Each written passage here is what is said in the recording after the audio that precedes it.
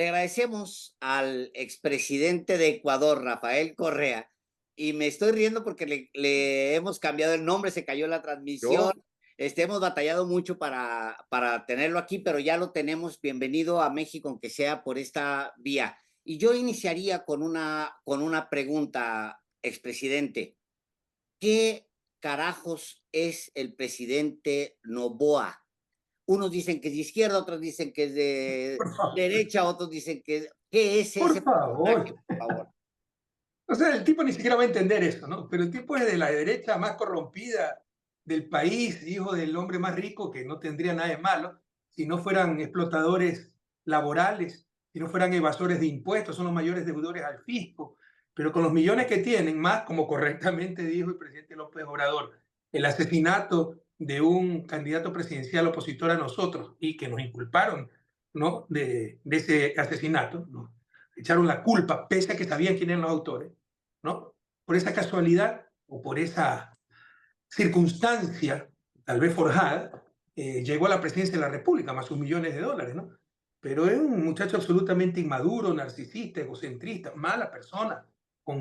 Lleva 4 meses en la presidencia y unos escándalos terribles, venta de chatarra, de armamento como chatarra a Estados Unidos para mandar a Ucrania, eh, parras en España en el carro del rey, ahora esta incursión brutal, irracional a la embajada. Ya es grave cualquier embajada, pero mucho más grave la embajada de un país tan querido como México, secuestro de un asilado político. Entonces tenemos verdaderamente a alguien absolutamente improvisado y absolutamente impreparado, muy inestable psicológicamente, en la presidencia de la República del Ecuador. ahora, es el presidente que, así sea por un breve periodo, estará en la presidencia hasta el 2025 nada más, es el presidente que efectivamente, como usted lo dice, pues es el autor de una acción armada que no tiene precedente en el hemisferio en democracia.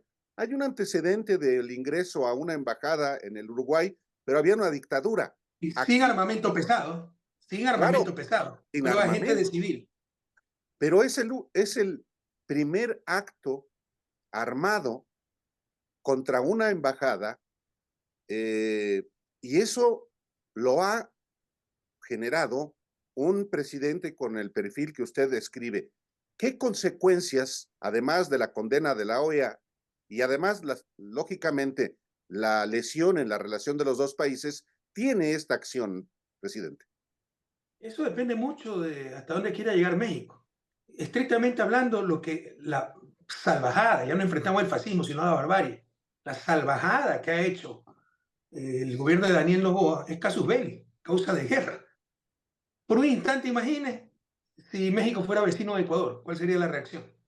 O si la embajada donde se incursionó hubiese sido la embajada de Estados Unidos. Ya tenemos invadidos por Estados Unidos y con justa razón. Es extremadamente grave, la gente no se da cuenta de lo grave que es.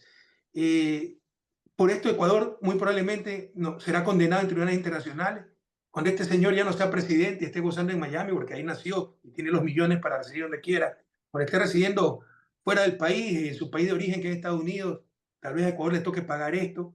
Pero además no es solo una acción brutal, bárbara, es tonta. Expone a nuestros propios funcionarios. ¿Quién va a respetar ahora las delegaciones diplomáticas ecuatorianas? Cualquier país podrá incursionar en nuestra embajada. Y si reclamamos, pero si ustedes hicieron esto primero, nuestros funcionarios están expuestos. Ya, o sea, la comunidad ecuatoriana en México ha vivido toda la vida un ambiente de hermandad. Ya tenemos insultos a ecuatorianos viviendo en México, cuál es injusto, tremendamente injusto, pero ya existe, por culpa de este señor. Hablemos de visas, hablemos de inversión extranjera, hablemos de prestigio del país. Entonces, el daño que se le ha hecho al país ha sido enorme, este irresponsable. Tiene una consulta popular el 21 de abril, que es su campaña anticipada, una consulta totalmente innecesaria por la cual no hace gastar decenas de millones de dólares, y ha dado este golpe, supuestamente de efecto, para posicionarse como el hombre duro, porque tenemos un problema muy grave de seguridad, el hombre duro en la consulta, pero no le ha importado sacrificar a su propio pueblo por ganar una consulta. Porque es el daño colateral. Hay una crisis profunda. Yo estaba leyendo, por ejemplo, lo que está pasando en el Congreso, que la buena noticia es que la oposición está muchísimo más viva en el Congreso allá en Ecuador, pero al mismo tiempo, pues sí, se está viviendo una crisis. ¿Cuál va a ser la consecuencia o qué prevé usted que sea la consecuencia para los de abajo, presidente? Como le decía, ¿no? Las consecuencias van a ser muchas. Ecuador está totalmente prestigiado. Podemos tener problemas de visa, podemos tener problemas de inversión extranjera, de agresiones a nuestros migrantes en el exterior, sobre todo en México, de agresiones a nuestro personal diplomático. Pero mire, también el problema continúa. O sea, aquí ha habido una agresión contra México. La delegación, la sede diplomática mexicana en Ecuador es jurisdicción mexicana, es como invadir México, el casus belli. Pero también tenemos eso destroza el convenio de Viena en 1961 y en verdad, desde la paz de Westfalia, ¿no? En el siglo XVII, cuando se constituyeron los estados modernos y los estados-nación modernos. Pero también hay un secuestro. Destrozan la institución del asilo, la Convención de Caracas de 1954. Y ese secuestro continúa.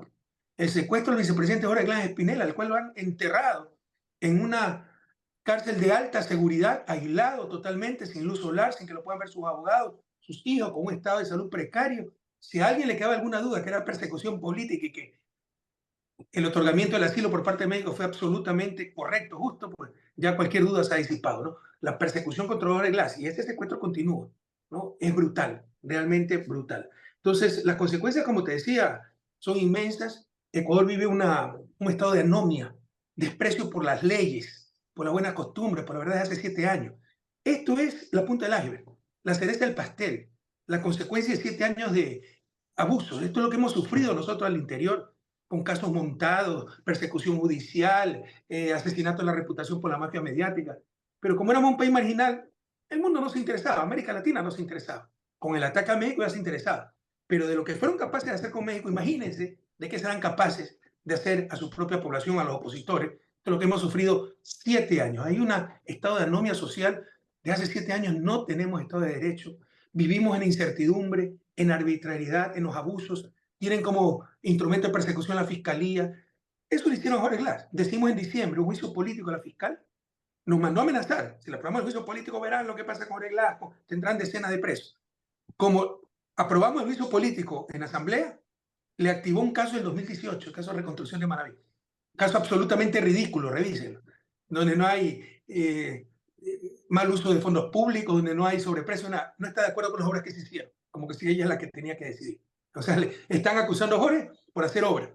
De acuerdo con la legislación ecuatoriana, la indagación fiscal debe durar 2 años. La tiene abierta indefinidamente como medida de chantaje. Se acabó la seguridad jurídica. ¿Te portas mal, Alejandro? Te abro, te reactivo el caso, te allano tu casa, ordeno a la policía que te traiga esposado a Quito para que es tu testimonio. Eso le hicieron a Jorge. Por eso tuvo que asilarse. Entonces, hay un total estado de inseguridad jurídica que tiene otras expresiones, la delincuencia, la corrupción, la impunidad, y todo eso, por supuesto. Algunas veces la gente no relaciona causa con efecto. Correa está preocupado solo en Jorge Glass, está preocupado en la persecución. No relacionan eso con la situación del país, con su situación cotidiana, la inseguridad, la corrupción, la falta de servicios públicos. Los latinoamericanos creemos muchas veces que si se hace el hueco en la parte de adelante del barco, solamente se van a perjudicar los que están en la proa. No entienden que todos estamos en el mismo barco y nos hundimos todos, los que están en la popa también, ¿no? Entonces, no, es contra Correa, es contra el correísmo, la persecución brutal de estos últimos 7 años. Pues ahora vemos claramente que es contra todos. Justamente menciona usted, expresidente Correa, que esto comenzó de manera notable hace 7 años, y hace 7 años no estaba en la presidencia Noboa, no, llegó a la presidencia alguien del movimiento que usted encabezaba, Lenín Moreno, y comenzó una persecución que, entre otros efectos, tuvieron que asilarse en México colaboradores de usted mismo enfrenta todavía muchas decenas de causas y 54. Claro, se Ni el comenzó a Chapo Guzmán, componer. Pinochet y Al Capone juntos tuvieron tantas causas penales, ¿no? Increíble. Sí, por eso quizás valga la pena decir que aquí este problema de la embajada mexicana invadida por tropas armadas es un episodio más reciente de un proceso de descomposición que viene de atrás. Eso te decía, ha sido una destrucción sistemática, pero parece cuento, novela kafkiana, ¿no? O sea, yo dejé al país como el segundo más seguro de América Latina, ahora estamos entre los 5 más peligrosos del mundo. Dejé al país como exportador de energía eléctrica a Colombia y Perú, con una de las matrices eléctricas más estables del planeta. Hoy importamos energía de Colombia y Perú eléctrica y tenemos porte de luz. Dejé el sistema de justicia, porque hicimos con consulta popular una reforma judicial que fue ejemplo para América Latina. Lo dejamos como el sistema de justicia más eficiente, con mayor credibilidad, con mayor confianza en toda América Latina. Ahora tenemos los sistemas de justicia de los peores del mundo. El ingreso per cápita está a nivel del 2011. Éramos los campeones en reducción de pobreza, desigualdad, ahora somos los campeones en aumento de pobreza, desigualdad. Yo soy experto en desarrollo, yo soy economista, tengo un PhD y una de mis especialidades es desarrollo económico. Créeme, y si estoy equivocado, que alguien me haga ver mi error. No encuentro ejemplo de destrucción tan rápida y profunda de un país en época de paz. Si tienes bloqueo, si tienes guerra civil, guerra internacional, es otra cosa. Pero en época de paz, un cambio tan drástico, no tengo referencia de aquello.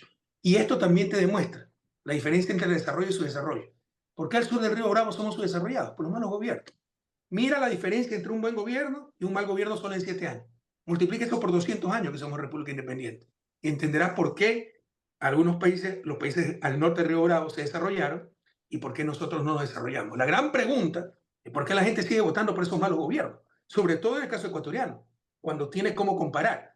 Parte de la respuesta es la mafia mediática, ¿no? Que te hace, te confunde, te desinforma, no informa, manipula. Y democracia sin información no existe. Yo México, ahí me introduciría, perdón Alejandro, con un elemento adicional que usted no menciona, pero quisiera yo abordar, expresidente Correa. Usted termina con una base militar de Estados Unidos en territorio ecuatoriano y en su periodo, y resulta que ahora quien gobierna el país es un nacido en Estados Unidos, en Miami. Es una paradoja hasta cruel. Triste, digamos, pero mira, yo estudié en Estados Unidos, viví en Estados Unidos, tengo 2 títulos universitarios, estudié en Illinois, tengo una maestría y un doctorado, PhD de la Universidad de Illinois. Yo quiero mucho a Estados Unidos, pero lamentablemente es indudable que tiene 2 morales Estados Unidos. Uno para adentro, son muy respetuosos de la libertad y los derechos de sus ciudadanos, y otra para afuera, donde al que consideran adversario hay que aplastarlo, bombardear, invadir, etc.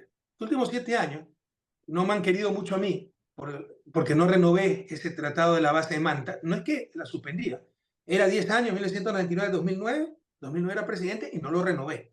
Y luego le dimos en el 2012 asilo a Julian Assange. Son cosas que no te perdonan. Y de hace 7 años, el verdadero poder en Estados Unidos es la Embajada de Estados Unidos.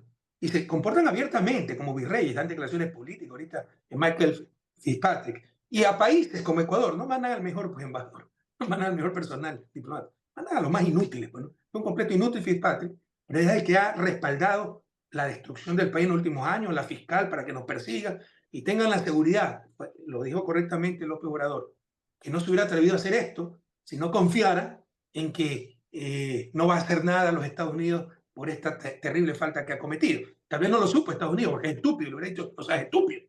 No porque era malo, porque era inmoral, porque era contra el derecho internacional, sino que era estúpido. No le iba a dar resultado. Pero sabía Novoa que tampoco lo iba a perseguir a Estados Unidos, lo iba a reclamar. Han tenido que reclamar un poquito más fuerte cuando ya demostraron los videos, pues el brutal ataque a la embajada. Pero al inicio, el comunicado de Estados Unidos fue terriblemente tibio, al igual que el de Canadá. sí es un capítulo más en la crisis que vive el Ecuador en los últimos años, lo de la embajada, pero también es una crisis no menor, presidente, por el peso que tiene México, por el peso que En tiene el absoluto, es observador. gravísimo, es sin precedente también en la historia ecuatoriana. Nosotros hemos sido ejemplo de lo contrario. Mi gobierno fue ejemplo de la defensa del derecho al asilo con el caso de Julian Assange. Hicimos hasta una opinión consultiva a la Corte Interamericana para ratificar que nuestra delegación era inviolable, porque algunas veces se oían rumores de que iban a entrar a la embajada, de que tenemos todo el derecho a otorgar el asilo, que el asilado debe tener salvoconducto. Todo eso no ha dicho la Corte. Paradójicamente, con eso, México nos puede destrozar en tribunales internacionales, con la opinión consultiva pedida por nosotros mismos. Y lo que viene, presidente, a partir justamente de la intervención del presidente López Obrador y del caso México en el conflicto al interior, pues no se augura que sea bueno para el Ecuador. A mí me preocupa a nivel base, la presencia que tienen los medios, dice usted, alientan pues votar por este tipo de gobiernos, pero ni siquiera una crisis podría hacer a la gente, al ecuatoriano de abajo, cambiar de opinión, presidente. Qué más crisis que hemos vivido? Pero le inculcan a la gente que fue culpa de Correa. 7 años después, todos los males es culpa de Correa. Hay un meteorito, culpa de Correa, ¿no? Entonces, te bombardean con eso todos los días. Ahora la narrativa es vincularnos al narcotráfico, y somos narcopolíticos. Entonces, por más que te quiera una persona, si mañana, tarde y noche, hay una costumbre en la clase media ecuatoriana, desayunan viendo noticiero, almuerzan viendo la televisión noticiero, de noche cenan viendo el noticiero.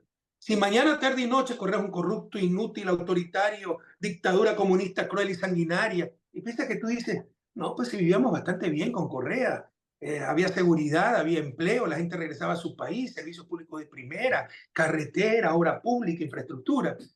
Chuta, pero por si acaso esta vez no. O sea, le meten el miedo.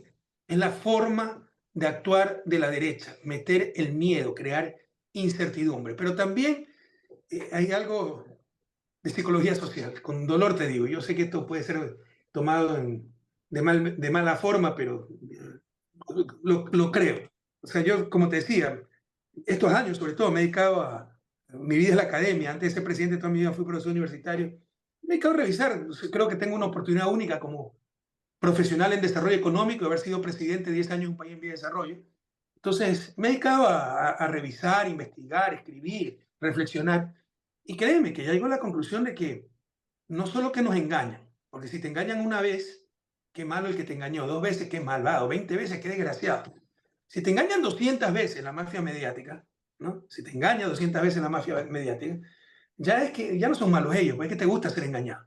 A nuestros pueblos les gusta ser engañados. Es como el jugador empedernido, que sabe que es casi imposible ganar, pero apuesta nuevamente. Y cada vez se hunde más. Así son nuestros pueblos. Ah, este dijo que iba a subir la pensión jubilar al salario mínimo. Y al mismo tiempo dijo que el salario mínimo era demasiado alto. Las dos cosas son incompatibles. No pueden ser verdad al mismo tiempo. Pero al final es algo hace, ¿no? Y yo soy jubilado, entonces el salario, me van a poner una jubilación de salario mínimo, sabiendo que es casi imposible, y apuesta. Y perdemos, y cada vez nos hundimos más. Con dolor te tengo que decir. No solo nos engañan permanentemente, nos gusta ser engañados, nos gusta creer, no comprender. Y si no racionalizamos las cosas, seguiremos siendo manipulados. Expresidente Correa, le preguntaría yo por último de mi parte, ¿qué nivel de lesión ha causado el acontecimiento de la embajada mexicana en el Ecuador en el largo plazo? ¿Y qué tanto va a repercutir también internamente en el Ecuador? Lo noto que para bien no habrá mucho en el caso del referéndum que viene en el Ecuador y en la elección presidencial en el 2025. Le hago esas dos preguntas paralelas que involucran a México y que involucran directamente a Ecuador. Es que no solo que no quieren reparar las cosas, le están echando la culpa a México, ese es el discurso al interior del país. O sea, nos creen estúpidos. Tenemos el rechazo unánime de todo el planeta, pero es el planeta que está equivocado y es Novoa que tiene, perdónenme la expresión, cojones. Eso lo ha dicho un ministro. Dijo Alforja, no cojones. Él fue macho al no dejarse abusar de López Obrador, que manipuló la figura del asilo. No hay nada de eso, ¿no? Ah, es que Glass es un corrupto. ¿Y qué quieren? Que los que lo persiguen digan que está perseguido por políticos. O sea, es infantil. Yo tengo refugio político en Bélgica, de acuerdo con el Convenio de Ginebra de 1951, que al igual que el de Caracas, eso rige el derecho europeo, el de Caracas rige el derecho latinoamericano, prohíbe dar refugio, asilo político a delincuentes comunes, ¿no? O sea, tú no puedes darle el asilo a Jorge Glass porque sí robó, asaltó un banco, pero tiene familia en México, nos cae bien, entonces le damos el asilo. Eso es imposible. Pero es obvio, ¿no? Es obvio que si es perseguido, no va a decir, lo estamos persiguiendo por político, lo vamos a indicar que es corrupto, etc. Entonces, pese a que prohíben expresamente dar asilo por cuestiones de crímenes comunes, todos los tratados, por elemental lógica, permiten al país asilante evaluar si en verdad ha cometido crímenes comunes o es asilado. En mi caso, Bélgica dijo, después de 3 años de estudio en mi caso, Correa es inocente, es un perseguido político, los corruptos son los que lo persiguen. Eso no lo dice la prensa ecuatoriana. Ahora lo ha dicho México y con toda razón, les puedo asegurar que con toda razón. Jorge Glass, el caso de Brecht, por ejemplo, ha sido anulado en México, en Brasil, por manipulación política. Ha dicho, con todo su derecho, artículo 4 de la Convención de Caracas de 1954, es el país asilante el que determina si es perseguido político o no. No es Noboa, no soy yo, no son los tribunales ecuatorianos, porque todo está cooptado allá. Es el país asilante. Y después México, después de estudiar el caso de Jorge Glass, el 4 de abril dijo, este señor es asilado político porque es inocente, es un perseguido, los corruptos son los que lo persiguen. Y por eso incursionan a secuestrar, para secuestrar un asilado. Entonces, ¿cuáles son las consecuencias, como tú decías, para el pueblo ecuatoriano? O sea, el prestigio del país está por los suelos y esto durará décadas, pero décadas. Ya estuvo por los suelos con Julian Assange, que después de haber entregado a Julian Assange, que rompe el derecho internacional, nuestra constitución, ¿qué ciudadano del mundo va a confiar en un país latinoamericano para refugiarse? En una embajada latinoamericana. Con esto, ¿ya? ¿Qué embajada ecuatoriana va a estar segura? ¿Qué personal diplomático va a estar seguro? Si hemos dado nosotros el mal ejemplo de irrumpir en una embajada. ¿Quién va a respetar al país en foros internacionales cuando hablemos de derecho internacional, de orden mundial, de civilización, de comunidad internacional? Si hemos roto los principios civilizatorios, los principios de esa comunidad internacional, el daño para el país es enorme y temo que no se comprende en toda su magnitud. Por último, presidente, usted trae una reflexión, pues lo ha vivido en carne propia desde hace tiempo. Perdóname, me faltó una cosita, Alejandro, Adelante. lo que te decía, que en Ecuador el problema es aún mayor, porque ni siquiera lo van a reconocer, no lo quieren reconocer. Quieren culpar a México, por eso dije lo de las convenciones, que México tenía todo el derecho, porque dicen que López Obrador abusó al dar asilo a un corrupto. Sí, ellos no son los que tienen que decir eso, lo dice el país asilante, y no tienen ni siquiera que dar explicación, ¿no? Entonces ni siquiera están pidiendo disculpas, ni siquiera están reculando, porque por último, yo estoy seguro que el gobierno mexicano considerará, si Noboa dice, nos extralimitamos, disculpe, fue un momento de ofuscación, retrotraemos todo a la situación anterior a la incursión, se le dará el salvoconducto de acuerdo con los convenios internacionales a Jorge Glass, repararía en gran medida la cosa. No, hay toda una campaña para decir que la culpa es de México. Y porque López Obrador desafió a Noboa, que tiene cojones, que es un Bukele, cuando le dio asilo a Glass, y cuando mencionó que con un asesinato de un candidato, le quitaron 10 puntos a la candidata progresista y ganó el segundo, que era Noboa, ni siquiera lo nombró.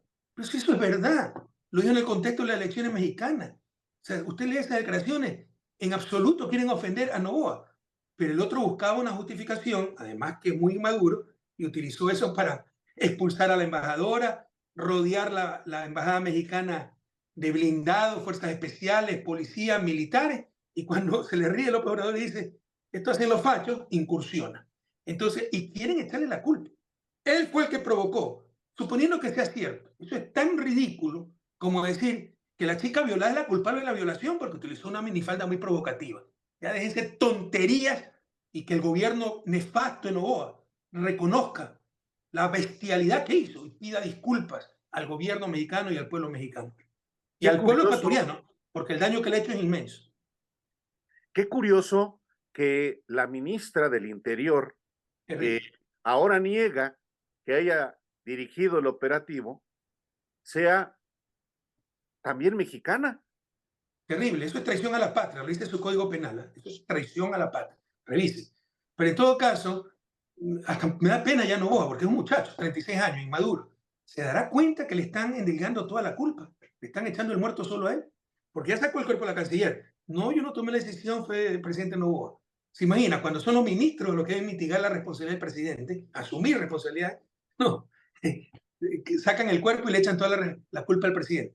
Y ahora lo dice Palencia, pero Mónica Palencia, ¿no? Que ella dijo que como tenía conflicto de intereses no quería saber nada. Y todo lo hizo el presidente. Entenderá el pobre presidente Noboa que lo están dejando solo para que él asuma las responsabilidades internacionales que tendrá, nacionales e internacionales, porque ha cometido delitos nacionales, lean el artículo 111 y 125 del Código Penal ecuatoriano, y ha cometido crímenes internacionales. y lo están dejando solo. Y creo que este pobre muchacho ni siquiera se da cuenta. Por último, presidente, usted ha tenido tiempo para reflexionar con respecto a la prensa, a los medios, y lo siento en esa reflexión permanente. Las dos conversaciones que hemos tenido, pues es parte de su discusión.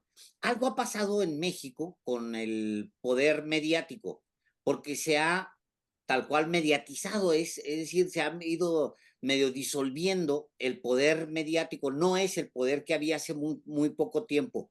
Una reflexión final con respecto a lo que está sucediendo en el mundo y si tiene usted esperanza de que el poder mediático en algún momento sea posible controlarlo. Claro que es posible controlarlo, pero reflexionemos México primero. Se ha venido diluyendo gracias a la tremenda presencia de López Obrador y sus mañaneras. Lo único que tiene la izquierda es el poder político.